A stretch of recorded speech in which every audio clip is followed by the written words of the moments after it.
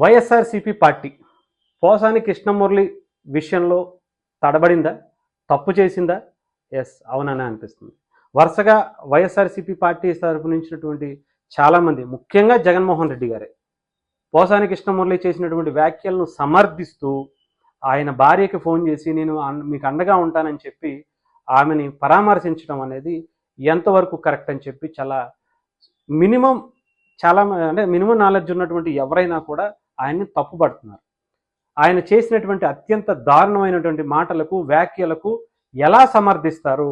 మీరు పరామర్శించి సమర్థించడం, ఆయన తరపున ఒక లాయర్ని పెట్టడం అంటే ఆయన వ్యాఖ్యలకి మీకు సంబంధం ఉన్నట్లే కదా, దాన్ని మీరు సమర్థిస్తున్నట్టే కదా అనేది చాలామంది ప్రజల వాదన. అంతేకాకుండా ఆయనకి సపోర్ట్గా సోషల్ మీడియాలో క్యాంపెయినింగ్ నడపడం అనేది కూడా అత్యంత దుర్మార్గమైనటువంటి ఆలోచనగా మనం చూడొచ్చు. అలాగే వైఎస్ఆర్సీపీ పార్టీ నాయకులు అందరూ కూడా బయటకు వచ్చి ప్రెస్ మీట్లు పెట్టి మీడియాలో వీడియో రిలీజ్ చేసుకుంటూ ఇది అక్రమ అరెస్టు అని చెప్పడం ఎంతవరకు కరెక్ట్? అక్రమ అరెస్టు అంటే ఏంటి? అంటే పవన్ కళ్యాణ్ గారి కూతుర్ని, భార్యని, పిల్లల్ని అత్యంత హీనంగా, అత్యంత దారుణంగా మాట్లాడుతున్నటువంటి మాటలను ఎలా అక్రమం అంటారు? అవి కళ్ళ లేదంటే ఇంకొకట? అవి చెవులు పనిచేస్తున్నాయా, పనిచేయట్లేదా అనేది చాలామంది వాదన. అంటే ఆ మాటలు విన్న ఏ ఒక్కరూ అయినా సరే ఇది కరెక్టు అని చెప్పి చెప్పగలుగుతారా? అదే మాటలు మిమ్మల్ని అన్నారు అని అనుకుని మీరు అది కరెక్ట్ అని చెప్పగలుగుతారా అనేది ఆలోచించుకోవాలి. ఇకపోతే ఇది వైఎస్ఆర్సీపీ చాలా పెద్ద తప్పిదం అని తెలుసుకుందా, వెంటనే యూటర్న్ తీసుకుందా అనే తరహాలోనే కొన్ని వ్యాఖ్యలు కూడా కనిపిస్తున్నాయి. ముఖ్యంగా ఆయన లాయర్ పోసాని కృష్ణమురళి గారి కోసం పంపించినటువంటి జగన్మోహన్ రెడ్డి గారి లాయర్ సుధాకర్ రెడ్డి గారు ఎవరైతే ఉన్నారో ఆయనే చెప్పినటువంటి విషయాలు కొంచెం ఒళ్ళు దగ్గర పెట్టుకుని మాట్లాడండి. మీ మీద ఒక కేసు కాదు, మినిమం 25 కేసులు ఒక్కొక్కళ్ళ మీద ఉన్నాయి. ఒక కేసులో మీకు బెయిల్ ఇప్పిస్తే ఇంకో కేసులో మిమ్మల్ని అరెస్ట్ చేస్తారు.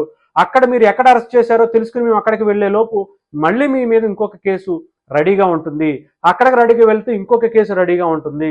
సో మిమ్మల్ని విడిపించడం అనేది అసాధ్యం అని చెప్పి చాలా క్లారిటీగా చెప్పడం. అలాగే తీవ్రంగా సోషల్ మీడియాలో కావచ్చు పబ్లిక్లో వస్తున్నటువంటి రియాక్షన్ అంటారు కదా, ఇదేంటి ఇది తప్పు చేస్తుంది అని తెలుసుకున్నటువంటి వైఎస్ఆర్సీపీ పార్టీ దిద్దుకునే ప్రయత్నం చేస్తుందేమో అనిపిస్తుంది. ఎవరిని ఇప్పటికే అటు పోసాని కృష్ణమురళి గారికి సంబంధించినటువంటి ఎవరైతే మాట్లాడారో వాళ్ళందరూ కూడా ఇంకా సైలెంట్ అవ్వాలి, ఇక నుంచి ఆయనకి సపోర్ట్గా ఏమీ చెయ్యొద్దు అనేది చాలామంది అటు ఇన్స్ట్రక్షన్స్ వచ్చినట్టుగా కూడా తెలుస్తుంది. మరి ఇప్పుడు తప్పు తెలుసుకుని చేయటం కాదు. గతంలో మీరు చేయాల్సింది శ్రీరెడ్డి దగ్గర నుంచి మాట్లాడినప్పుడు, లేకపోతే కత్తి మహేష్ దగ్గర నుంచి మాట్లాడినప్పుడు, బోరుగా డానిల్ మాట్లాడినప్పుడు, లేకపోతే కొడాల నాని గారు మాట్లాడినప్పుడు, లేకపోతే కనీసం జగన్మోహన్ రెడ్డి గారు వ్యక్తిగత విషయాల జోలికి, పెళ్లిళ్ళ జోలికి, వాళ్ళ భార్య జోలికి వెళ్ళినప్పుడు, లేదంటే అసెంబ్లీ సాక్షిగా వల్లభనేని వంశీ గారు మాట్లాడినప్పుడు, రోజా గారు మాట్లాడినప్పుడు, పెర్ని నానియో, అంబటి రాంబాబు, గుడివాడ అమర్నాథ్, దువ్వాడ శ్రీనివాస్ లాంటి వ్యక్తి తన హోదాని మరిచి అత్యంత నీచంగా మాట్లాడుతున్నప్పుడు తెలుసుకోవాల్సినటువంటి పని. ఇప్పుడు అధికారం కోల్పోయింది దేని గురించో చాలా క్లారిటీగా తెలుసు, అయినా కూడా ఇంకా దిగజారిపోయి బతుకుతున్నారు అంటే మీ విలువలు, మీ స్థాయి ఏంటో ప్రజలు కూడా చాలా క్లారిటీగా అర్థమైపోతున్నటువంటి పరిస్థితికి వైఎస్ఆర్సీపీ వెళ్ళిపోతుంది. దీన్ని ఇప్పుడే షార్ట్అవుట్ చేసుకోకపోతే మంచిది కాదనుకున్నటువంటి వాళ్ళందరూ కూడా దిద్దుబాటు చర్యలు మరి ఒక్క విషయంలోనే చేస్తారా? ఒక్కసారి ఆయన ఒక్కడనే వదిలేస్తే ఏదో గంగలో స్నానం చేస్తే పునీతం అయిపోయినట్టుగా అయిపోతారా? ఆయన రాజకీయాలు వదిలేసి వెళ్ళిపోయినంత మాత్రాన ఆయన వదిలేయాలా? లేదంటే వీళ్ళందరినీ వదిలేశారు కదా అని చెప్పేసి వీళ్ళని కూడా వదిలేయాలనే తరహాలో ఉంటుందా? సో డెఫినెట్గా చట్టానికి వాళ్ళ అధికారంలో ఉన్నా లేకపోయినా ఎవడైనా ఏ స్థాయి వ్యక్తి అయినా సరే కఠినమైనటువంటి శిక్షలు వేస్తేనే వాళ్ళకి ఇంకొకళ్ళకి ఇలాంటి అవకాశాలు లేకుండా ఉంటుంది. ఎవరైతే సైకో బ్యాచ్ని కొన్ని లక్షల కోట్ల రూపాయలు ఇచ్చి మేపుతున్నారో వాళ్ళకి బలమైన ఇన్స్ట్రక్షన్స్ కూడా రావాలి.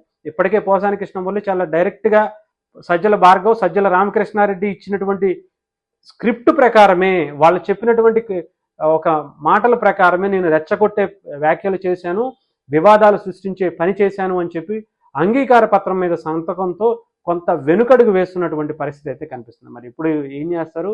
వైఎస్ఆర్సీపీ పార్టీ నాయకులు అందరూ అన్నీ మూసుకుని కూర్చునే పరిస్థితి ఉంటుందా? వాళ్ళందరూ ఇప్పటికే సైకోలుగా, రాక్షసులుగా ప్రజల మీద, నాయకుల మీద ఇష్టం వచ్చినటువంటి మాటలతో తయారైనటువంటి మోతుబారిపోయినటువంటి వాళ్ళ మైండ్ సెట్ అంతా కూడా మారుతుందా లేదా అనేది వెయిట్ చేయాలి. వాళ్ళు మారినా వాళ్ళ నాయకుడే అలా ఉన్నప్పుడు వాళ్ళు ఎందుకు మారుతారు?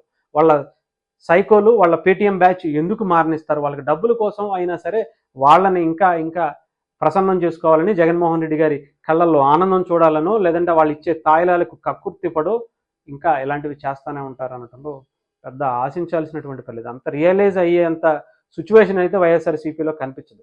అనుకుంటున్నారు చాలామంది ఇది తగ్గినట్టుగా అనిపించింది, దాన్ని కొంచెం రియలైజ్ చేశారేమో అని. కానీ ఇక్కడ ఎటువంటి పరిస్థితి అయితే వైఎస్ఆర్సీపీలో ఆ అలవాటు వాళ్ళకి లేదు. వాళ్ళ రాజకీయమే అంతే.